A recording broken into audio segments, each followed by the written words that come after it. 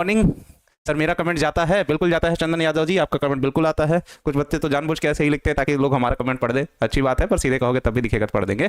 चलिए बेटा, कैसे हैं sir? Please reply me. Chandra Mohan Kumar ji, हम ठीक हैं, आप भी रिप्लाई करिए। आप कैसे हैं? सुबह सुबह श्री कृष्ण कुमार केसरी जी का प्रणाम स्वीकार। ढेर सारी शुभकामनाएं आने वाले भविष्य के लिए, एग्जाम के लिए और जिंदगी के लिए।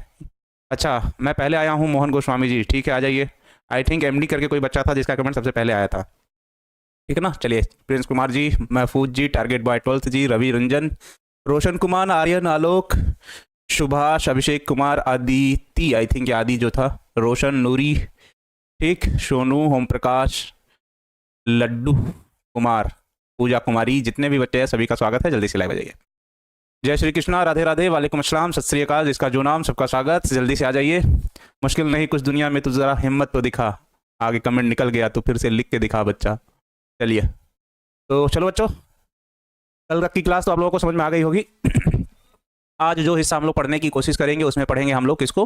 अंडाणु जनन की क्रिया को। और जितना एग्जाम में लिखना है वो उतना ही पढ़ा जाएगा। अंडाणु जनन की क्रिया को पूरी तरीके से समझने की कोशिश की जाएगी। तो बच्चे लाइव आते रहेंगे, तब तक हम लोग क्लास को शुरू करते हैं।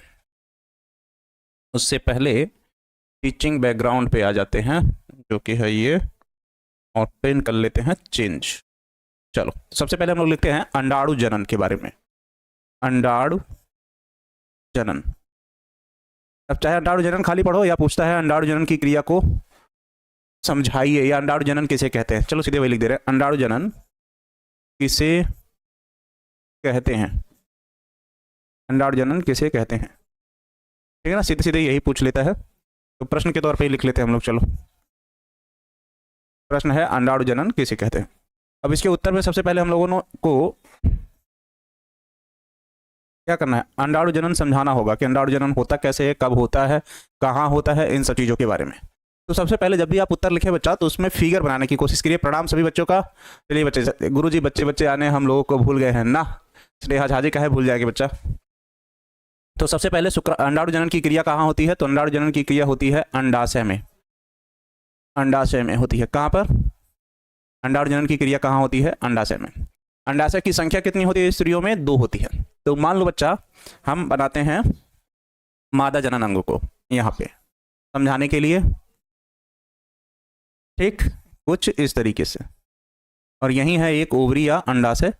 हम नामकरण नहीं करेंगे क्योंकि यहाँ मादा जनन अंग को नहीं पढ़ा जा रहा है, यहाँ पर केवल अंडाणु जनन की क्रिया को पढ़ा जा रहा है। तो अंडाणु जनन की क्रिया अगर पूछेगा कहाँ होती है, तो अंडाणु जनन की क्रिया होती है बच्चा कहाँ? मादा जनन अंग के अंडाशय वाले भाग में। कहाँ पर? अंडाशय वाले भाग में। और इस अंडाशय वाले भाग में पाई जाती हैं, आप लोगों को पहले ही दिन बताए थे, oogonium। oogonium किसकी कोशिका है? oogonium की कोशिका। गोनियम की कोशिका। और पहली कोशिका बच्चा हमेशा कैसी होती है? पहली कोशिका हमेशा होती है द्विगुणित। चाहे नर में शुक्राणु जनन की बात कर रहा हो, चाहे मादा में अंडाणु जनन की बात करो। प्रणाम बच्चा सभी लोगों को, लव यू सर जी। ठीक है बच्चा, थैंक यू। चलो, हाँ, ये बच्चे ने कोशिका लिखी है। अब कह रहा है कि जो ये oogoनियम कोशिका है, जब एक हार्मोन स्रावित होगा, उस हार्मोन को कहते हैं एस्ट्रोजन। क्या है? एस्ट्रोजन। एस्ट्रोजन। इस हार्मोन के स्रावण के पश्चात जिस कोशिका में बदलता है उसे कहते हैं प्राइमरी फॉलिकल। क्या कहते हो? प्राइमरी फॉलिकल कहते हैं, या इसी को कहते हैं प्राथमिक पुटिका। प्राथमिक पुटिका कहते हैं। किसमें बदलती है? प्राथमिक पुटिका में। ठीक। अब जैसे ही इस हार्मोन का स्रावण बदलेगा, ये बदलती है सेकेंडरी फॉलिकल। सेकेंडरी फॉलिकल में, या इसे कहोगे द्वितीयक पुटिका। द्वितीयक पुटिका कहते हैं। द्वितीयक पुटिका कहते हैं। ज़्यादा डिटेल में पढ़ने की कोशिश मत कीजिएगा, आप लोगों के लिए हार्मफुल हो जाएगा। जितना आपको एग्जाम में नंबर दिला सकता है उतना ही पढ़िएगा, ठीक है ना।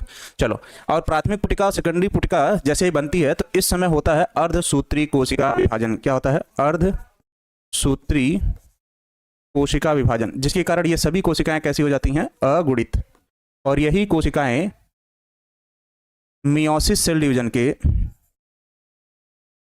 मियोसिस या अर्धसूत्री कोशिका विभाजन में जाने के पश्चात, अर्धसूत्री कोशिका विभाजन में जाने के पश्चात क्या बनाती हैं? ओवम या अंडाणु, और ये कैसा होता है? परिपक्व, परिपक्व होता है। ठीक, और ये सभी संरचनाएं ऊपर की जो होंगी वो सब कैसी होती हैं? अपरिपक्व होती हैं। अंडाणु जनन या ओजोनसिस वह प्रक्रिया है जिसमें अंडाणु या ओवम का निर्माण होता है। अंडाणु की प्रक्रिया में मादा तंत्र के प्राथमिक अंग अंडाशय में चलती है या प्राथमिक oocytes या अंडाणु का निर्माण करती है। बात वही है, जब अपरिपक्व रहेगा तो उसे प्राथमिक में रखोगे, जैसे परिपक्व आएगा उसे रखोगे ओवम में रखोगे, और परिपक्व कब होगा? जब वो अर्धसूत्री कोशिका विभाजन में पहुंचेगा। ठीक है ना बच्चा? चलो बच्चा, अब इसी की परिभाषा अगर हम लोगों को लिखना हो कि अंडाणु जनन किसे कहते हैं, इस क्रिया को समझाइए, लिखिए, तो हम लोग को ज़्यादा नहीं लिखना है, इसमें समझने की बात है। यही चीज़ को हम लोग को थोड़ा सा डिटेल में लिखना है। इसमें कुछ चीज़ें को याद रखिएगा। पुरुषों में अगर पूछता है कि शुक्राणु जनन की क्रिया कब प्रारंभ होती है, तो पुरुषों में शुक्राणु जनन की क्रिया प्रारंभ होती है जन्म के पश्चात 12 से 14 वर्ष की आयु में। लेकिन अगर पूछेगा स्त्रियों में अंडाणु जनन की क्रिया कब प्रारंभ होती है, तो जन्म से पहले। यहाँ नोट करके लिख लेना, लिखना स्त्रियों में अंडाणु जनन की क्रिया, अंडाणु जनन की क्रिया जन्म से पहले ही प्रारंभ हो जाती है। जन्म से पहले ही प्रारंभ हो जाती है, प्रारंभ हो जाती है, प्रारंभ हो जाती है। और अगर पूछेगा किस अवस्था में, यह भ्रूण वाले अवस्था में, जब वो 1 महीने का है, यह भ्रूण वाले अवस्था से प्रारंभ होती है, अवस्था से प्रारंभ होती है, अवस्था से प्रारंभ होती है। ठीक, इतनी बात इसमें ध्यान रखना। कोई बात नहीं बच्चा। जन्म से पहले क्यों होता है सर, प्लीज बताइए। देखो बच्चा, स्त्रियों में जब वो मम्मी के पेट में या यूट्रस में या गर्भाशय में, जैसे भी समझो फिलहाल अभी पे, जैसे ही वो 1 महीने की होगी तो तीसरा महीना जैसे ही बीतेगा, मतलब पहला महीना बीता, दूसरा महीना बीता, तीसरा महीना, तीसरे महीने में स्त्रियों के शरीर में ओवरी या अंडाशय का निर्माण होगा। और ओवरी या अंडाशय का निर्माण जिस क्रिया द्वारा होता है उसके लिए ओवोगोनियम की कोशिका की आवश्यकता होती है। तो ये कोशिकाएं लगातार संख्या में वृद्धि करती हैं, 6 से 8 मिलियन तक हो जाती है, मतलब 60 से 70 लाख तक होता है। लेकिन जैसे ही जैसे उसकी साइज बच्चे की या लड़की की मम्मी के यूट्रस में बढ़ती है, तो ओवरी का साइज भी आकार में क्या होता है? बड़ा होता है। तो वो कोशिकाएं ओवरी के निर्माण में या अंडाशय के निर्माण में धीरे धीरे खर्च हो जाती हैं। तो जन्म के समय ये कोशिकाएं बच जाती हैं कितनी? 60 से 70 लाख। और फिर वो लड़की पैदा होगी, फिर उसके शरीर का आकार बड़ा होगा, तो फिर उसके ओवरी का भी साइज बड़ा होता है, जिसके कारण वो कोशिकाएं फिर लगातार घट कर बच जाती हैं कितनी? लगभग 40 से 60 हज़ार या 60 से 80 हज़ार के बीच, जिनमें से 400 कोशिकाएं किसमें जाती हैं? मेंस्ट्रुअल साइकिल में। इसीलिए स्त्रियों में मासिक धर्म की क्रिया में केवल 400 कोशिकाएं भाग लेती हैं, और 45 वर्ष तक आयु तक आते आते वो कोशिकाएं खत्म हो जाती है, जिसके कारण उसमें मेंस्ट्रुअल साइकिल या मासिक धर्म स्टॉप हो जाता है। ठीक है ना बच्चा? नोटिफिकेशन तो गया है, मेरे सामने ही सेंड किया बच्चा, हो सकता है पहले कर दिया हो, 10-15 मिनट पहले। ठीक है ना? चलिए, बात समझ में आ गई। सेम चीज यहाँ लिखा है अंडाणु जनन के बारे में। अंडाणु जनन मादा अंडाशय की जनक उपकला के प्राथमिक जनन कोशिका के अर्धसूत्री द्वारा गुणित अंडाणु बनते हैं। यह प्रक्रिया अंडजनन कहलाती है। अंडजनन की प्रक्रिया 3 भागों में बांटी गई है। पहली गुणन अवस्था, जिसमें ओवरी में पाई जाने वाली पुटिकाएं लगातार ओवेरियन फॉलिकल या संख्या में क्या करती हैं? वृद्धि करती हैं। दूसरा वृद्धि अवस्था, जिसमें वो कोशिकाएं लगातार विभाजित करके संख्या में वृद्धि करती हैं, उसे प्राइमरी oocyte या प्राथमिक पुटिका कहते हैं। और तीसरा और अंतिम अवस्था कह रहा है प्राइमरी oocyte अर्धसूत्री विभाजन के समय असमान होते हैं, जिसके फलस्वरूप एक द्वितीयक अंड कोशिका सेकेंडरी oocyte का ध्रुवीय केंद्रक पोलर निकाय बन जाता है, और ग्राफियन पुटिका के हटने से यह द्वितीयक केंद्रक मुक्त होकर फैलोपियन नलिका में जाता है। तो वही बनने के पश्चात क्या लिखते थे यहाँ पर, कल पढ़े थे, यहाँ से बनने के पश्चात अंडाणु निकलकर कहाँ जाते हैं? संयुग्मन नलिका में, और जाने की क्रिया को क्या कहते हो? अंडोत्सर्ग कहते हो, अंडोत्सर्ग कहते हैं। ठीक, तो यही चीज वहां पे लिखी हुई है।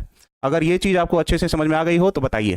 अंडाणु जनन की क्रिया में अंडाशय में पाई जाने वाली oogoनियम की कोशिकाएं प्राथमिक पुटिका का निर्माण करती हैं, जिनसे द्वितीयक पुटिका का निर्माण होता है। यह क्रिया अर्धसूत्री विभाजन के कारण होता है, जिसके कारण यह अगुणित हो जाती हैं, जो अर्धसूत्री कोशिका विभाजन में प्रवेश करने के पश्चात परिपक्व अंडाणु का निर्माण करते हैं, और इस क्रिया को अंडाणु जनन कहते हैं। यह क्रिया स्त्रियों में जन्म से पहले भ्रूणा वाले अवस्था में संपन्न होती है। बताओ। हाँ अंकिता जी, टाइम तो चेंज होने से रहा। आई थिंक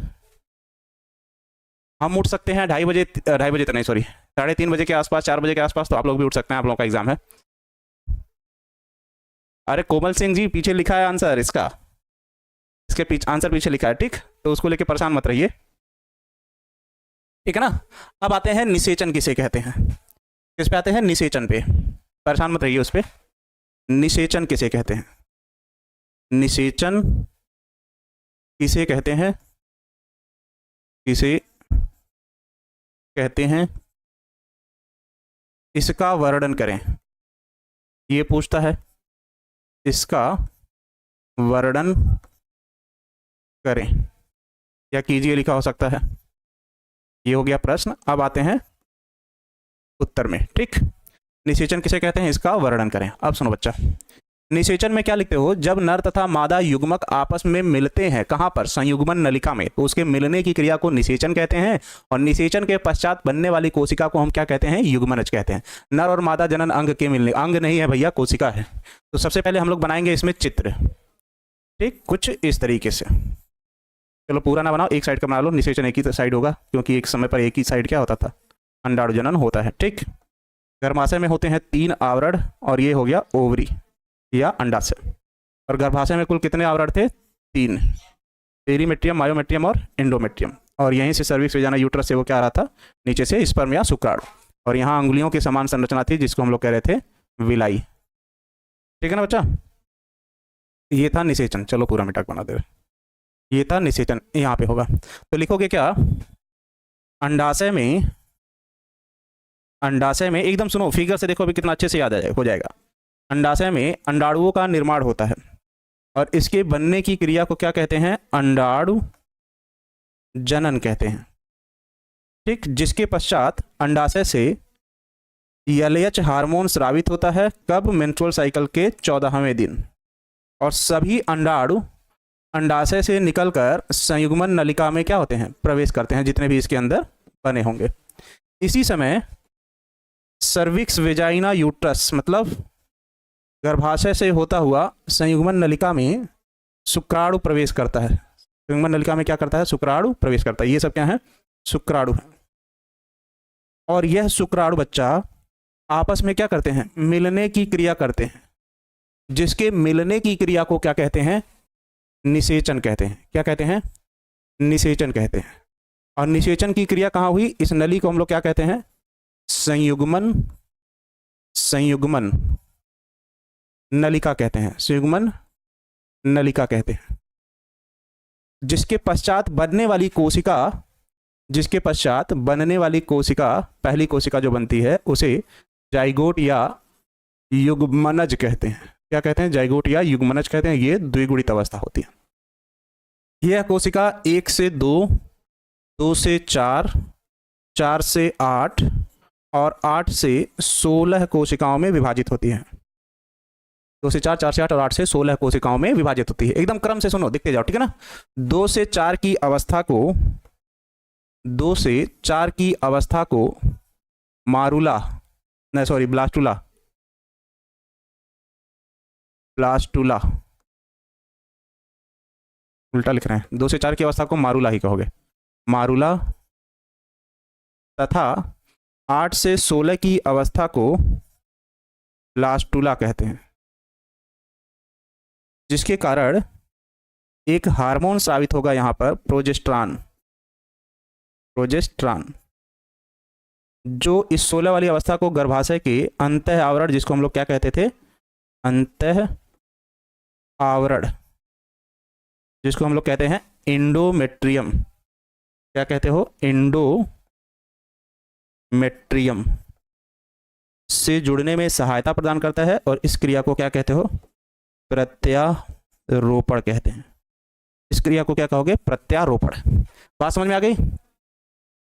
चलो बताओ कि शुरू से कैसे लिखोगे। अंडाणु जनन की क्रिया अंडाशय में होती है, जिसके कारण अंडाणुओं का निर्माण होता है। यह अंडाणु से फैलोपियन ट्यूब या संयुग्मन नलिका में 14वें दिन प्रवेश करते हैं एलएच हार्मोन की उपस्थिति में, जिसके पश्चात इसी समय सर्विक्स वेजाइना यूट्रस से गर्भाशय में स्पर्म प्रवेश करता है। और यह दोनों आपस में मिलकर क्या करते हैं, निषेचन की क्रिया करते हैं। निषेचन के पश्चात बनने वाली पहली कोशिका युग्मनज कहलाती है, और जो 2 से 4, 4 से 8 और 8 से 16 कोशिकाओं में विभाजित हो जाती है। 2 से 4 की अवस्था को मारूला तथा 8 से 16 की अवस्था को ब्लास्टुला कहते हैं। इतनी बात समझ में आ गई। जो प्रोजेस्टेरॉन हार्मोन की सहायता से गर्भाशय के अंतः आवरण से जुड़ जाता है, और इसके जुड़ने की क्रिया को प्रत्यारोपण कहते हैं।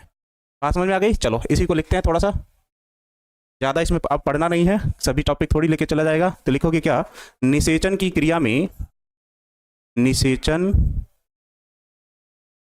की क्रिया में, निषेचन की क्रिया में शुक्राणु तथा अंडाणु, शुक्राणु तथा अंडाणु संयुग्मन नलिका में, संयुग्मन नलिका में, नलिका में आपस में मिलकर,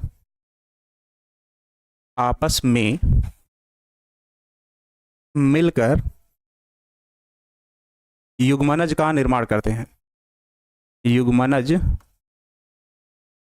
का निर्माण करते हैं, का निर्माण करते हैं। यह क्रिया निषेचन कहलाती है, यह क्रिया निषेचन कहलाती है, यह क्रिया निषेचन कहलाती है, कहलाती है। यह क्रिया क्या कहलाती है? निषेचन कहलाती है। जिसके पश्चात, जिसके पश्चात यह युग्मनज का निर्माण करता है, युग्मनज, और युग्मनज हमेशा कैसा होता है? द्विगुणित, का निर्माण करता है, का निर्माण करता है। जो 2 से 4 तथा 4 से 8, 4 से 8 व 8 से 16 कोशिका में विभाजित होकर, 16 कोशिका में विभाजित होता है, विभाजित होता है, जिसे विदलन कहते हैं। विदलन भी पढ़ना था, जिसे विदलन कहते हैं, विदलन कहते हैं। और लास्ट लिखोगे क्या? यह 16 कोशिकाओं वाली अवस्था, यह 16 कोशिकाओं वाली अवस्था, कोशिकाओं वाली अवस्था गर्भाशय के इंडोमेट्रियम, इंडोमेट्रियम से जाकर जुड़ जाती है, इंडोमेट्रियम से जाकर जुड़ जाती है, जुड़ जाती है, जिसे प्रत्यारोपण कहते हैं। प्रत्यारोपण भी पूछता है, जिसे प्रत्यारोपण कहते हैं, जिसमें प्रोजेस्टेरॉन हार्मोन सहायता प्रदान करता है, प्रोजेस्टेरॉन हार्मोन सहायता प्रदान करता है, सहायता प्रदान करता है। ये बात समझ में आ जाएगी? चलो बताओ, जिसमें प्रोजेस्टेरॉन हार्मोन क्या करता है? सहायता प्रदान करता है। बताओ, ये बात समझ में आ गई होगी आई थिंक। ये क्या है? निषेचन है, निषेचन। बात समझ में आ गई? जल्दी बताओ। अच्छी बात है, रात में काफी मेहनत कर रहा हो बच्चा, पढ़ रहा है तो। 8 से 16 मारूला, पढ़ाई में हम भी डिस्टर्ब हो रहे हैं क्या? चलो बच्चा, जो भी कह रहे हो आपकी बात मान ले रहे हैं हम, ठीक है ना। 8 से 16 मारूला आप कह रहे हो, हम मान ले रहे हैं उसको, लेकिन अभी फिलहाल इसी रहे तो हम कल सही करवा देंगे, ठीक है ना। अगर मुझसे मिस हो रहा होगा तो, मुझे भी लग रहा है, ठीक है ना। 2 बार लिख दिया इसलिए मिस हो रहा था। चलो हम कर सही कर लेंगे उसको, ठीक है ना। चलो अभी ये बताओ, ये बात समझ में आ गई कि नहीं? चलिए ले लेंगे भाई, 24 मिनट एग्जाम का आने दो तो। चलो अगला लिखते हैं हम लोग, गर्भकाल किसे कहते हैं। इसको तो ज़्यादा उस तरीके से लिखने की कोशिश मत कीजिएगा। मान लो कह रहा है, एक प्रश्न है कि गर्भकाल किसे कहते हैं, गर्भकाल किसे कहते हैं, किसे कहते हैं। इसमें होने वाले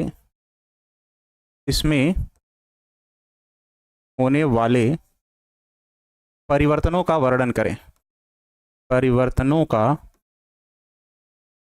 वर्णन करें, वर्णन करें। देखो ये बताइए, जानबूझ के हम लिख के बता रहे हैं, क्योंकि इसको अगर एक बार लिख लोगे तो याद हो जाएगा। ये छोटे छोटे टॉपिक चाहते तो इसको भी पीपीटी के थ्रू लेके आते, लिख के, और आपको बोल के समझा देते, लेकिन मुझे जरूरी लगा कि इसको लिख के समझाए, ठीक है ना। चलो श्रवण कुमार जी, नंबर भी तो चाहिए आपको, ठीक है ना। चलो जुड़वा बच्चों वाली कहानी अमन कुमार जी आपको मेंडल वाले चैप्टर में पढ़ना है। 3 प्रकार के जुड़वा होते हैं, तो उत्तर में क्या लिखोगे? प्रत्यारोपण से लेकर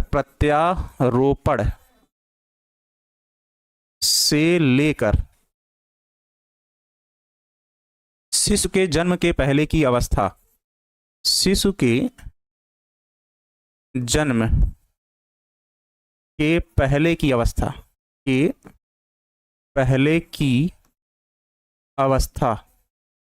शिशु के जन्म की पहले की अवस्था गर्भकाल कहलाती है।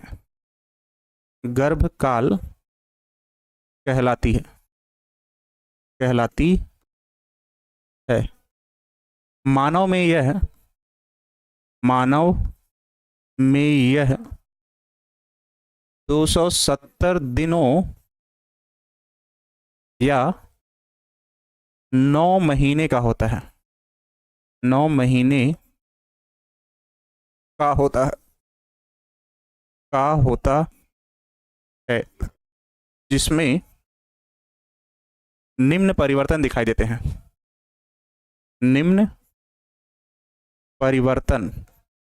जिसमें निम्न परिवर्तन दिखाई देते हैं।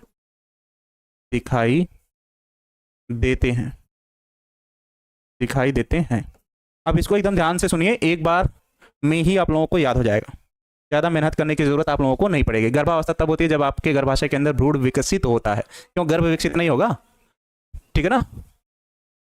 हाँ ठीक है सर। बच्चा अमन, क्या नाम है? उसको हम देख लेंगे, बोल रहे हैं थोड़ा सा मिस हो रहा है, उसको हम देख लेंगे, अभी क्लियर कर देंगे, ठीक है ना बच्चा? चलो अभी वहाँ हम कर लेंगे, अभी तो कह ही रहे हैं हम। तो यहाँ से लिखोगे क्या? पहला महीना, दूसरा महीना, तीसरा महीना, चौथा, पाँचवा, छठवां, सातवां, आठवां और 9। ये सब क्या है? इंड मंथ, मतलब ये महीने बीत गए, ऐसा कि नहीं कि बीच की बात हो रही हो, ठीक है ना? तो अगर इसको हम शुरू करें पहले महीने के अंत में, सबसे पहले क्या बनता है? हृदय बनता है, और हृदय की ध्वनि क्या होती है? लब डब होती है, जिसको किसकी सहायता से सुन सकते हो? स्टेथोस्कोप, आला जिसको कहते हो, उसकी सहायता से क्या करते हैं? सुना जा सकता है, जो डॉक्टर कान में लगाता है हृदय की ध्वनि को सुनने के लिए। ठीक है नितेश कुमार जी, अभी उसमें समय जाएगा, अभी हम क्लियर करके बता देते हैं, ठीक है ना? तो अगर पूछेगा पहले महीने के अंत में क्या बनता है, तो हृदय बनता है, जिसकी ध्वनि लब डब होती है, जिसको हम स्टेथोस्कोप की सहायता से सुन सकते हैं। दूसरे महीने के अंत में क्या बनता है? हाथ तथा पैर बनते हैं, जिसको हम अल्ट्रासाउंड में देख सकते हैं। अल्ट्रासाउंड में इसको क्या कर सकते हो? देख सकते हो। इसीलिए अल्ट्रासाउंड दूसरे महीने में होता है, गर्भधारण के, ठीक है ना बच्चा? चलिए ठीक। कोमल सिंह सर, उस कहानी को मतलब चलो ठीक है, जो देखा जाएगा। तीसरे महीने में शरीर के सभी अंग बनकर तैयार हो जाते हैं,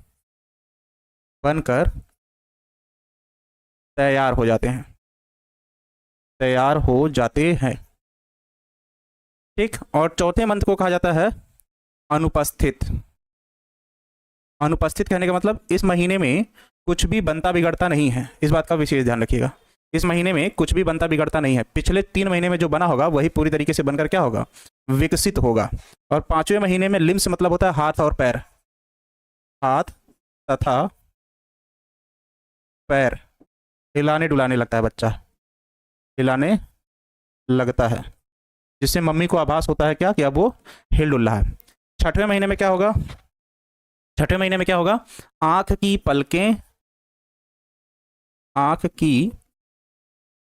पलकें तथा पुतलियों का, आंख में जो पुतलियां हैं तथा पुतलियों का निर्माण हो जाता है, पुतलियों का निर्माण होता है। और 7वें 8वें और महीने में क्या होता है? शिशु का शारीरिक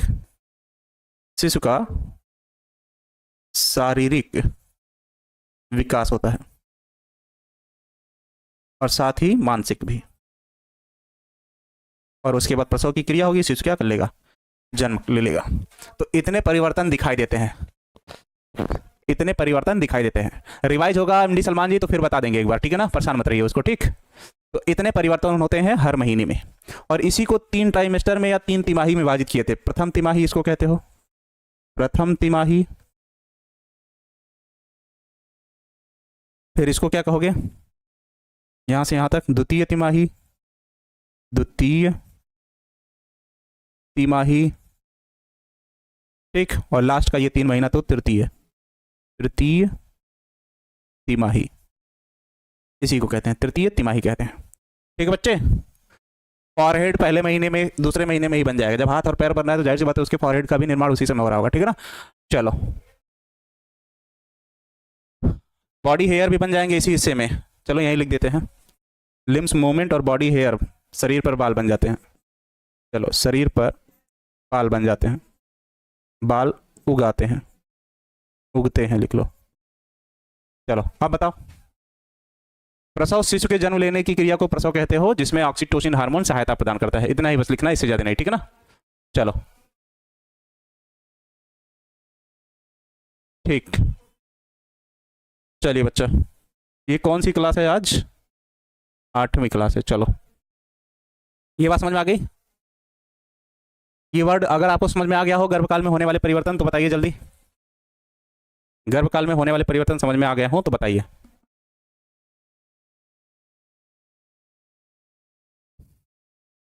ठीक है एमडी सलमान जी, 5वें महीने में, ठीक है ना। चलो, एक क्लास मुझे लग रहा है और लेनी चाहिए इसकी, तब जाके आप लोगों के सारे डाउट खत्म हो जाएंगे। 4 क्लास, 3 क्लास अभी तक चली है शायद, आज तीसरी है। 4 क्लास आई थिंक मुझे लेने चाहिए इस चैप्टर के, तब जाके आप लोगों के डाउट सारे एकदम बढ़िया से क्लियर हो जाएंगे। जी सर जी क्लियर है। चलो बताओ, अगला हम लोग लेते हैं प्रसव किसे कहते हैं। गर्भकाल पूरा हो गया, अगला किसे कहोगे, प्रसव किसे कहते हैं। प्रसव किसे कहते हैं, किसे कहते हैं, प्रश्न, प्रसव किसे कहते हैं, ठीक है ना। चलो अब आते हैं उत्तर में, कहाँ होगे, इसके उत्तर में। सर जी हो गया है। लब डब क्या है, हृदय की ध्वनि को धक धक नहीं लब डब कहा जाता है, ठीक है ना, जो ट्राइकस्पिड वाल्व और बाइकस्पिड वाल्व से निकलती है। नितेश कुमार जी अभी हम डाउट क्लियर कर दे रहे हैं, वो आप क्यों परेशान हैं, कह तो रहे हैं अभी समय उसमें जाएगा, बीच में भी रुकना पड़ेगा थोड़ी देर के लिए। 2 बार लिखने की वजह से हम भी कंफ्यूज हो गए हैं। चलो, एक ही बार लिखना चाहिए था और वही सही था। अब कह रहा है प्रसव किसे कहोगे, एक गर्भाशय है, ठीक, एक गर्भाशय है, और गर्भाशय में क्या होता है, शिशु का विकास होता है। किसका, शिशु का विकास होता है। गर्भाशय में क्या होता है, शिशु का विकास होता है। यहाँ अंगुलियों के समान संरचनाएं हैं, ठीक, और यहीं पर गर्भकाल के पूरा होने के पश्चात गर्भनाल और उससे एक शिशु का क्या हो रहा है, एक शिशु का शारीरिक संरचना का निर्माण हो रहा है, ठीक। ये क्या है, नवजात शिशु है जो पैदा होगा अभी, तो इसे हम लोग उस समय जब होगा तो क्या कहोगे, गर्भ कहोगे। एक्चुअल में यही क्या है, एक शिशु है, ठीक। गर्भाशय में अंदर की तरफ जो आवरण है उसको कहेंगे हम लोग इंडोमेट्रियम। क्या कहेंगे, इंडोमेट्रियम कहेंगे, इंडोमेट्रियम कहेंगे। और इसको क्या कहेंगे बच्चा, हम लोग कहेंगे गर्भनाल, गर्भनाल कहेंगे, ठीक। और ये अंगुलियों के समान जो संरचना है इसे कहोगे विलाई। क्या कहोगे, विलाई। और गर्भनाल और विलाई को आपस में जोड़ने वाली संरचना को यहीं लिख लो, प्लेसेंटा, प्लेसेंटा, प्लेसेंटा या अपरा कहते हो, ठीक है ना, प्लेसेंटा या हिंदी में अपरा कहते हैं। जैसे ही गर्भकाल पूरा होगा, ठीक है ना, कोई बात नहीं, लेट हो गया तो बच्चा अभी क्लास को फिर से देख लीजिएगा पर मिस मत करिएगा। जैसे ही गर्भकाल क्या होगा, पूरा होगा, इसमें जो बीच वाला आवरण था जिसको हम लोग क्या कह रहे थे, मायोमेट्रियम कह रहे थे, बीच वाले आवरण को हम लोग क्या कहते हैं, मायोमेट्रियम, मायोमेट्रियम। इस मायोमेट्रियम में तेजी से मांसपेशियों के फैलने और सिकुड़ने की क्रिया होने लगती है। मांसपेशियों के फैलने व सिकुड़ने की क्रिया होगी, व सिकुड़ने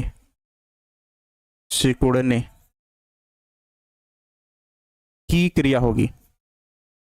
की क्रिया होगी। क्यों होगी? क्योंकि इस समय गर्भाशय में एक हार्मोन का स्रावण बहुत तेजी से बढ़ जाएगा, जिसको कहते हैं ऑक्सीटोसिन हार्मोन।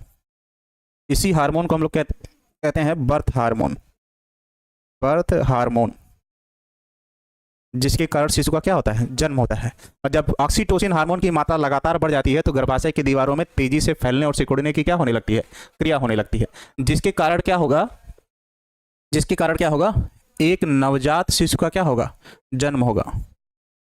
नवजात शिशु का जन्म होगा। और नवजात शिशु के जन्म लेने की क्रिया को क्या कहते हैं? प्रसव कहते हैं।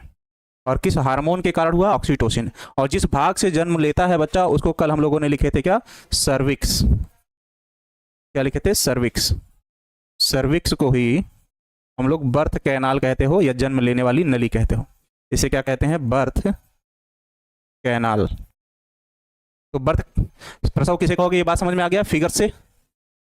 देखो राज यादव जी, अगर आप फिगर बेस्ड आंसर करेंगे तो टीचर को मजबूर होकर आपको पूरा नंबर देना पड़ेगा, ठीक है ना? इंजमामुल हक जी, ये बात सही है, इग्नोर नहीं कर रहे हैं, बस ये बात सही है कह रहे हैं, उसको मजबूर होकर आपको पूरा नंबर देना पड़ेगा। आप स्टेप बाय स्टेप एकदम बढ़िया से लिखने की कोशिश कीजिए।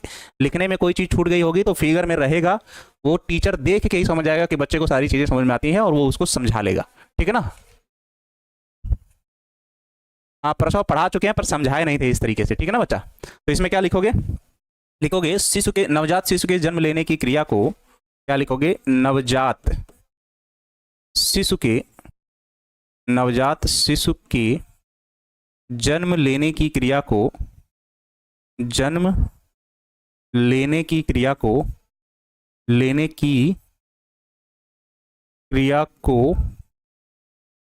प्रसव कहते हैं। प्रसव कहते हैं, जिसमें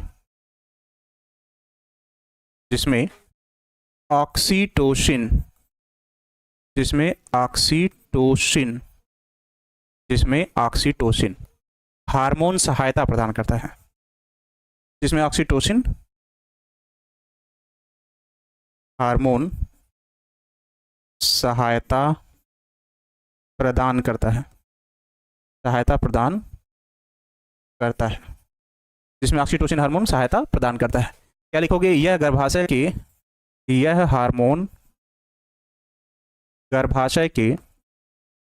गर्भाशय के इंडोमेट्रियम वाले भाग पर कार्य करता है। इंडोमेट्रियम वाले भाग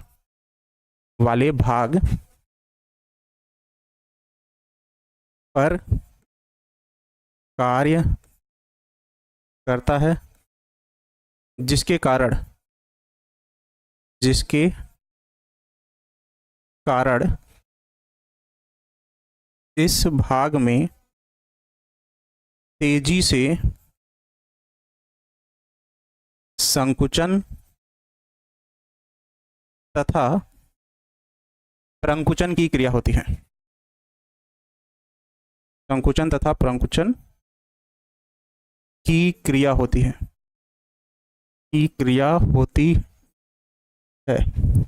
जिससे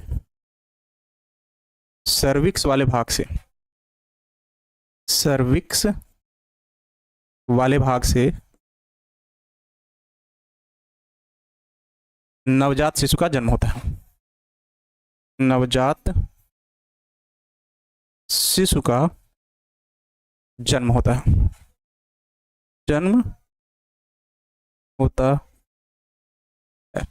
और इसी को क्या कहते हो? प्रसव कहते हो। क्या कहते हो? प्रसव। मुझे नहीं लगता इतना आसानी से कभी पढ़े होगे और समझ में भी आ ही गया होगा आप लोगों को। चलो बताओ, प्रसव किसे कहते हैं? इस बात को समझ लोगे? बताओ रूपेश कुमार जी, जितने भी बच्चे फिलहाल लाइव हैं सबको समझ में आ गया प्रसव किसे कहते हैं? कमेंट देख रहे हैं संजीत कुमार जी, पर फिलहाल पढ़ाई पे ध्यान है, ठीक है ना? हाँ, कल एक क्लास और ले लेंगे। चलो, मिनिमम 4 क्लास में तो हमको ईश्वर सत्य है, शिव ही सुंदर है, और जो भी है आप ही लोग हैं एग्जाम के लिए, ठीक है ना? जी सर, जी सर, जी सर, जी सर, यस सर। चलो, बात समझ में आ गई लग रहा है, ठीक है ना बच्चा? अब आते हैं क्वेश्चन में प्लेसेंटा या अपरा किसे कहते हैं? प्लेसेंटा, एक क्वेश्चन पूछता है प्लेसेंटा प्रश्न में, प्लेसेंटा, प्लेसेंटा या इसी को कहते हो अपरा, किसे कहते हैं? अपरा किसे कहते हैं? किसे कहते हैं? इसका उत्तर ले लो, इसका उत्तर ले लो बच्चा। चलो कोई बताएगा प्लेसेंटा या अपरा किसे कहते हैं? तो जैसा कि ये अगर है मादा जनन अंग, ये है मादा जनन अंग, ठीक है ना, तो यहाँ होगा संयुग्मन नलिका वगैरह और फिर ओवरी या अंडाशय वगैरह होगा एक साइड, ये हो जाएगा मादा जनन अंग पूरी तरीके से, और यहाँ पर है उंगलियों के समान संरचना जिसको विलाई कहते हो, और यहीं पर है अम्बलाइकल कार्ड, और फिर यहाँ बनता है एक भ्रूण। तो अम्बलाइकल कार्ड और इस भ्रूण वाली अवस्था को गर्भाशय की दीवार से जिससे जोड़ा जाता है उस जुड़े हुए भाग को ही क्या कहते हो? प्लेसेंटा कहते हो, ठीक है ना बच्चा। हाँ ये सब इंपॉर्टेंट है बच्चा, इसीलिए तो इतना मेहनत कर रहे हैं, नहीं तो कौन करता। हाँ खच्चर परजीवी है जो दो जीवों के, गधे और घोड़े की नस्ल से पैदा होता है। तो प्लेसेंटा कहाँ है? यहाँ पर है। ये क्या है? अपरा, क्या है?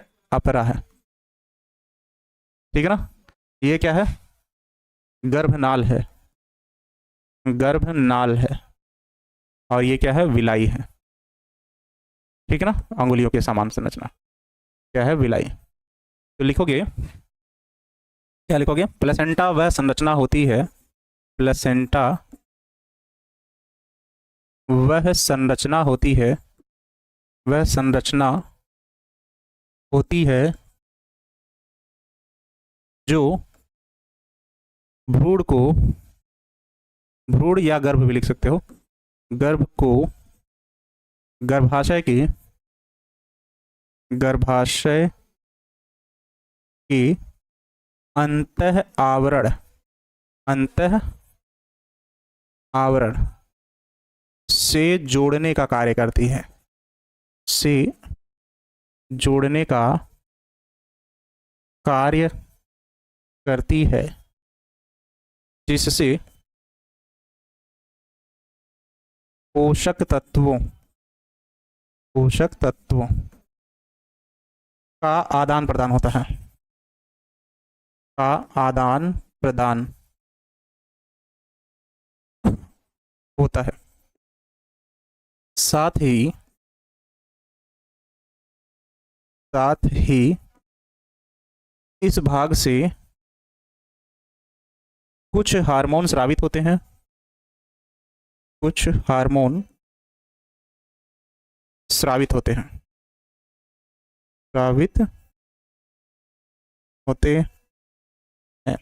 जैसे क्या लिख सकते हो? प्रोजेस्टेरॉन लिख सकते हो, रिलैक्सिन लिख सकते हो, और एस्ट्रोजन लिख सकते हो। जैसे क्या लिख सकते हो? एस्ट्रोजन, प्रोजेस्टेरॉन, और क्या लिख सकते हो? रिलैक्सिन, रिलैक्सिन लिख सकते हो। तो ये हो जाएगा प्लेसेंटा के बारे में। बताओ प्लेसेंटा समझ में आ गया कि नहीं? प्लेसेंटा का क्या काम है? भ्रूण को और उसको आपस में जोड़ने का काम, शिशु गर्भावस्था में शिशु के माता के शरीर को जोड़ने का प्लेसेंटा। हाँ बात वही है, बस किताबी ज्ञान आप लिख दिया, हम अपने लैंग्वेज में लिख दिया बच्चा, ठीक है ना सलमान जी। चलिए ना, ये तो 2 नंबर के क्वेश्चन है, ये 5 नंबर के क्वेश्चन में थोड़ी आएगा। संकुचन और प्रंकुचन क्या है? फैलने और सिकुड़ने की क्रिया को संकुचन और प्रंकुचन कहते हैं। अब बताओ। हाँ चलो इंजमामुल हक जी, आपकी भी बात सही है। चलिए बताइए, बात समझ में आ गई? बात समझ में आ गई? यस सर, सही बोले हैं सर। चलिए okay sir. LH hormone luteinizing hormone है, जब मासिक धर्म आपको पढ़ाएंगे तो वहाँ समझा देंगे ये सब चीज़ों को, हार्मोन के बारे में, ठीक है ना। चलिए बताइए। अरे सब्जेक्टिव ऑब्जेक्टिव दोनों करवाना था यार, देखो आज लेके आए थे ना, देखो ऑब्जेक्टिव सब बना था, लेकिन सोच रहे हैं कल करवा दें इकट्ठे, और क्या बोलते हैं आज सब्जेक्टिव खत्म कर लो जो भी हिस्सा है, ठीक ना। प्रेगनेंसी किसे कहते हैं? भगवान अभी पढ़ाए हैं। गर्भधारण किसे कहते हो? क्या ही बताएं, मनमोहन मोहिमा चित्त फुशौली, कहावत है एक वही, ठीक है ना। चलिए ओके सर, बिल्कुल याद करना पड़ेगा गुड़िया जी, समझने की कोशिश कीजिए, याद करने की नहीं। चलिए बताइए, बात समझ में आ गई? भ्रूण को या गर्भ को गर्भाशय की दीवार से जोड़ने वाली संरचना को प्लेसेंटा या अपरा कहते हो। और कह रहा है कि ये पोषक तत्वों के आदान प्रदान में सहायता भी प्रदान करती है और कुछ हार्मोन का भी स्रावण करती है, जैसे प्रोजेस्टेरॉन, एस्ट्रोजन और रिलैक्सिन हार्मोन। चलो सर, मेरा कमेंट सैफ जी इग्नोर कर रहे हैं। नहीं भैया, काहे इग्नोर करेंगे, बताओ ना। अगला प्रश्न है, जो भी इंपॉर्टेंट है सब कराएंगे, एक भी नहीं छोड़ेंगे, इतना ध्यान रखना। प्रश्न, एक्टोपिक प्रेगनेंसी किसे कहते हैं? एक्टोपिक प्रेगनेंसी, ये आपके पेपर में इसी वर्ड इंग्लिश को लिख के पूछा था, किसे कहते हैं? किसे कहते हैं? एक्टोपिक प्रेगनेंसी किसे कहते हैं? चलिए बताइए, किसी को पता है एक्टोपिक प्रेगनेंसी किसे कहते हो? पढ़ते हैं, माधवी कुमारी जी आपका भी कमेंट पढ़ते हैं। एक्टोपिक प्रेगनेंसी किसे कहोगे? यॉर्क शैक एम्ब्रियो वाले स्टेज में है, जब वो ब्लास्टुला मारूला आएगा तो उसको समझा लेंगे। अभी फिगर बनाने की आदत डालो। देखो, कहने का मतलब ये है एक्टोपिक प्रेगनेंसी का, कभी कभी आप लोग कोई केस सुनते होंगे कि किसी महिला को 8वें महीने में या 7वें महीने में ही नवजात शिशु का जन्म हो जाता है और वो शिशु इतना कमज़ोर होता है कि उसको एक शीशे के जार में रखना पड़ता है इंक्यूबेशन के लिए या उसके जीवन यापन के व्यतीत करने के लिए। ठीक, ये बात आप लोग सुन रखे होंगे। अभी आप लोगों ने क्या सुना पढ़ा था यहाँ पर, मैं आप लोगों को एक बार समझा दूँ। इस वाले हिस्से में जो 7वां 8वां 9वां महीना है, इसमें क्या विकसित होता है? शरीर बनता है बच्चे का, ठीक है ना, इस बात को एकदम ध्यान रखिएगा। तो होता ये है बच्चा, होता ये है एक्टोपिक प्रेगनेंसी के टाइम पे, तो अगर निषेचन की क्रिया हुई और गर्भ इम्प्लांटेशन यहाँ हुआ, शिशु का विकास यहाँ हो रहा है, कहाँ पर? गर्भाशय में। कहाँ पर? गर्भाशय में। तब तो ठीक है कि क्योंकि जैसे 7वां 8वां 9वां महीना आएगा और उसके शरीर का आकार बढ़ना होगा, तो गर्भाशय में तो वो पूरी तरीके से जगह है, बढ़ सकता है। लेकिन कभी कभी क्या होता है, प्रत्यारोपण की क्रिया संयुग्मन नलिका के एंडोमेट्रियम वाले भाग में होती है, यहाँ बनने लगता है गर्भ। तो लगभग शुरू के 6 महीने तो उसका शरीर जैसे हार्ट, हृदय, किडनी, फेफड़े सब बनने चाहिए, सब बन रहा था। लेकिन जैसे ही 7वां महीना लगेगा, 8वां और 9वां महीना आएगा, कौन से महीने में? 7वें, 8वें और 9वें महीने की बात की जाएगी, ठीक है ना। तो उसके शरीर का आकार बढ़ने लगेगा। तो जब उसके शरीर का आकार बढ़ने लगेगा तो उसमें क्या होगा, वहां पे जगह नहीं है कि उसका शरीर आकार में बढ़े, तो जगह न होने के कारण ऑक्सीटोसिन हार्मोन स्रावित हो जाएगा और उस शिशु का सामान्य से पहले क्या होगा? जन्म हो जाएगा। और उसी को समय से पहले जन्म लेने की क्रिया को क्या कहते हो? एक्टोपिक प्रेगनेंसी कहते हो। तो लिखोगे, जब प्रत्यारोपण की क्रिया, जब प्रत्यारोपण की क्रिया, जब प्रत्यारोपण की क्रिया गर्भाशय में न होकर, गर्भाशय में न होकर, न होकर कहाँ? संयुग्मन नलिका में हो जाता है, तो संयुग्मन नलिका में हो जाता है, तो संयुग्मन नलिका में हो जाता है, तो हो जाता है, तो 7वें 8वें तथा 9वें महीने में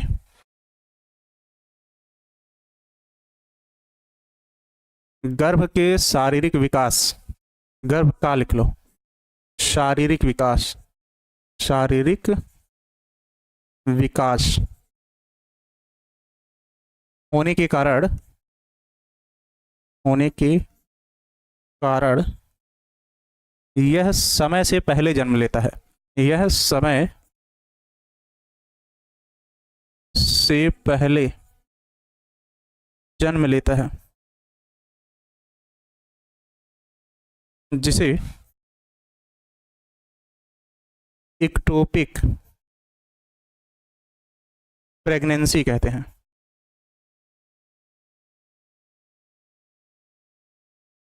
जिसे एक्टोपिक प्रेगनेंसी कहते हैं। चलो सर जी, जुड़िया बच्चा नहीं होता है, जुड़वा बच्चा होता है। आप मेंडल वाला चैप्टर जब पढ़ेंगे तो 3 तरीके के उसमें जुड़वा बच्चे पढ़ोगे, सामान्य यमज, भ्रांति यमज और सियामेज, 3 प्रकार के जुड़वा बच्चे पढ़ोगे तो वहां समझा देंगे कैसे होता है, ठीक है ना। चलो बताओ, बात समझ में आ गई है? चलो बताओ, ये बात समझ में आ गई? चलिए sir, please tell us the important figure which come directly in the exam. Figure वाली सीरीज एक आई थी, आप लोग उसको देखे नहीं, यूट्यूब पे पड़ी होगी, दूसरे चैप्टर की इंपॉर्टेंट फिगर, हर चैप्टर का ऐसा फिर ले आएंगे, ठीक है ना, उसको भी देख लीजिएगा आप लोग जाके। चलिए बच्चा, अब उस बच्चे का वो सही कर देते हैं, 1 मिनट दीजिएगा।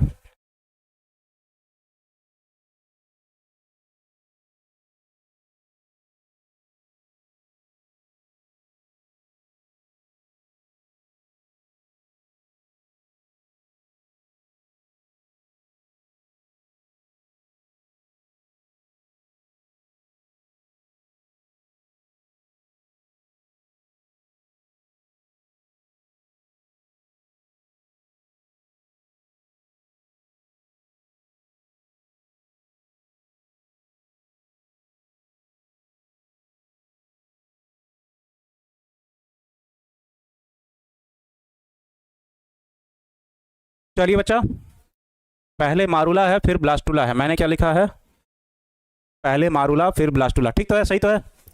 आप वो 16 से 32 क्वेश्चन पे मत, 32 कोशिकाओं के समूह पर मत जाइए, ठीक है ना, 32 कोशिकाओं के समूह पर मत जाइए, ठीक। आप लोगों के सिलेबस में जितना दिया है उतने पे ही रखिए, मारूला तथा ब्लास्टूला, पहले मारूला है फिर ब्लास्टूला, ठीक है, पूरी तरीके से सही है, ठीक है ना। चलो हाँ, एक चीज चाहे बढ़ा देते हैं इसमें, कहाँ गया पेन, इन दोनों अवस्थाओं के बनने में 3 दिन का समय लगता है, 3 दिन का समय लगता है, या 72 घंटे लगते हैं, सही तो है, 3 दिन या 72 घंटे लगते हैं। चलो बच्चा, अब एक क्लास कल और लिया जाएगा जिसमें छोटी छोटी जो चीज़ें बची हैं उसको और इन सब से रिलेटेड जितने आपके ऑब्जेक्टिव क्वेश्चन बन सकते हैं उनको खत्म कर लिया जाएगा, ठीक है ना, इससे ज़्यादा नहीं आएगा फिर, ठीक है ना। चलिए बताइए, सबसे पहले बताओ कि आज की क्लास आप लोगों को हर टॉपिक अच्छे से समझ में आया कि नहीं, उसके बाद फिर हर टॉपिक से रिलेटेड ऑब्जेक्टिव कल करा देंगे। आज चैप्टर पढ़ा था इसलिए पहले इसको खत्म करना जरूरी था और इसके इंपॉर्टेंट टॉपिक खत्म करने जरूरी थे, ठीक है ना। चलिए, दिमाग में छप गया, नहीं भूलेंगे सच्चा हाथ। चलो, गुलफाम परवीन जी बिल्कुल पढ़ते हैं, पर ऐसा कुछ नहीं है कि किसी से कोई पर्सनल दुश्मनी होगी, बस हमें दिखता होगा तो पढ़ जाएंगे, समझ के कर देंगे सर, ठीक है, ऑब्जेक्ट करा देंगे कल, कोई बात नहीं। चलिए, कामाख्या कुमार जी, नहीं ऐसे कुछ नाम था, या कमलेश कुमार जी, इग्नोर क्यों करेंगे, सब दोबारा पढ़ने की जरूरत नहीं पड़ती, इसने लता, चलो ठीक है जी। गुरु जी आप बहुत अच्छा पढ़ा रहे हैं, समझ में आ रहा है, गजब sir, very nice sir, thank you sir, सब कुछ समझ में आया। अरे भाई एक लड़का था, पता नहीं कौन लिख दिया सर, कुछ समझ में नहीं आया, बताओ।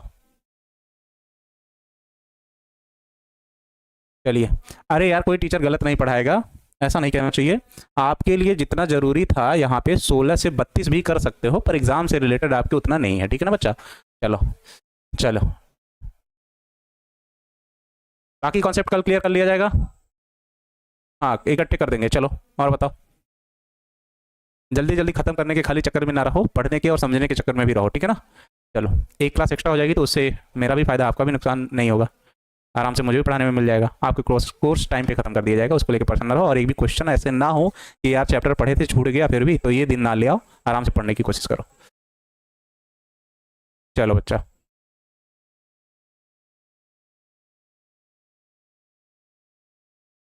चलो ठीक,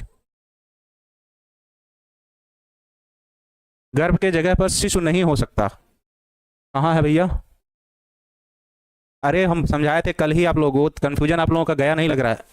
1 महीने तक जब मम्मी के पेट में कोई भी लड़का हो या लड़की, उसे भ्रूण कहते हो, और दूसरे तीसरे चौथे पांचवें छठवें सातवें और 8वें और 9वें महीने की अवस्था को गर्भ कहते हो, तो गर्भ का जब जन्म होगा 9 महीने के बाद, तब उसे नवजात शिशु कहोगे, ये बात है, ठीक है ना।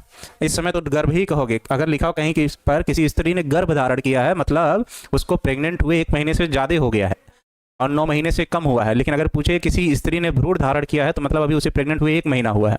अगर कहे कि किसी स्त्री ने एक नवजात शिशु को जन्म दिया है तो मतलब वो अभी पैदा हुआ है और लगभग 2 महीने से छोटा है।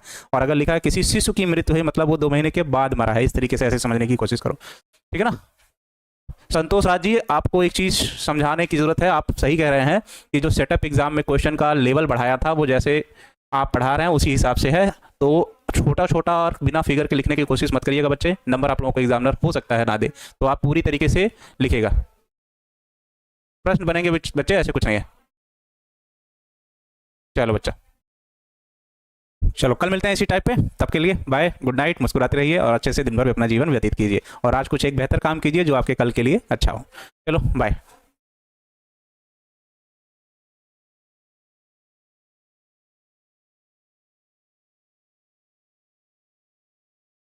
हेलो प्यारे बच्चों, कैसे हैं आप लोग। स्वागत है आप लोगों का इस प्यारे से प्लेटफॉर्म टारगेट बोर्ड में। जल्दी से लाइव आ जाइए। सभी को मेरी तरफ से गुड मॉर्निंग और स्माइल भरी गुड मॉर्निंग।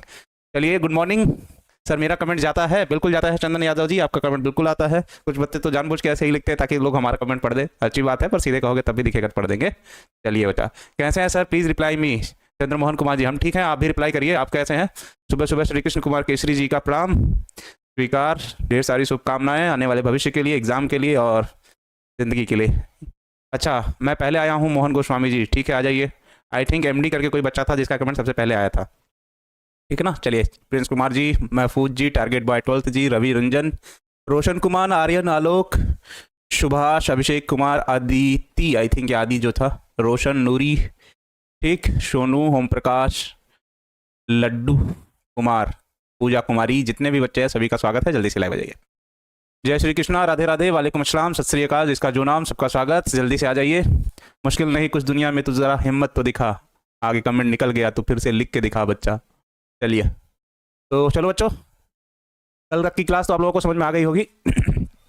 आज जो हिस्सा हम लोग पढ़ने की कोशिश करेंगे उसमें पढ़ेंगे हम लोग किसको, अंडाणु जनन की क्रिया को। और जितना एग्जाम में लिखना है वो उतना ही पढ़ा जाएगा। अंडाणु जनन की क्रिया को पूरी तरीके से समझने की कोशिश की जाएगी। तो बच्चे लाइव आते रहेंगे, तब तक हम लोग क्लास को शुरू करते हैं। उससे पहले टीचिंग बैकग्राउंड पे आ जाते हैं, जो कि है ये, और पेन कर लेते हैं चेंज। चलो, सबसे पहले हम लोग लिखते हैं अंडाणु जनन के बारे में। अंडाणु जनन। अब चाहे अंडाणु जनन खाली पढ़ो या पूछता है अंडाणु जनन की क्रिया को समझाइए या अंडाणु जनन किसे कहते हैं। चलो सीधे वही लिख दे रहे हैं, अंडाणु जनन किसे कहते हैं। अंडाणु जनन किसे कहते हैं, ठीक है ना। सीधे सीधे यही पूछ लेता है, तो प्रश्न के तौर पे ही लिख लेते हैं हम लोग। चलो, प्रश्न है अंडाणु जनन किसे कहते हैं। अब इसके उत्तर में सबसे पहले हम लोगों को क्या करना है, अंडाणु जनन समझाना होगा कि अंडाणु जनन होता कैसे है, कब होता है, कहाँ होता है, इन सब चीज़ों के बारे में। तो सबसे पहले जब भी आप उत्तर लिखे बच्चा, तो उसमें फिगर बनाने की कोशिश करिए। प्रणाम सभी बच्चों का। चलिए बच्चे, गुरुजी बच्चे बच्चे आने हम लोगों को भूल गए हैं ना। स्नेहा झा जी, काहे भूल जाएंगे बच्चा। तो सबसे पहले अंडाणु जनन की क्रिया कहाँ होती है, तो अंडाणु जनन की क्रिया होती है अंडाशय में। अंडाशय में होती है, कहाँ पर, अंडाणु जनन की क्रिया कहाँ होती है, अंडाशय में। अंडाशय की संख्या कितनी होती है स्त्रियों में, 2 होती है।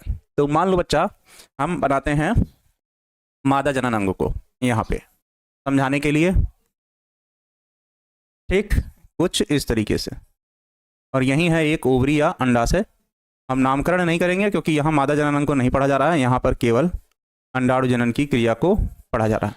तो अंडाणु जनन की क्रिया अगर पूछेगा कहाँ होती है, तो अंडाणु जनन की क्रिया होती है बच्चा कहाँ, मादा जनन अंग के अंडाशय वाले भाग में। कहाँ पर, अंडाशय वाले भाग में। और इस अंडाशय वाले भाग में पाई जाती हैं, आप लोगों को पहले ही दिन बताए थे, ooगोनियम। ooगोनियम किसकी कोशिका है, ooगोनियम की कोशिका, गोनियम की कोशिका। और पहली कोशिका बच्चा हमेशा कैसी होती है, पहली कोशिका हमेशा होती है द्विगुणित।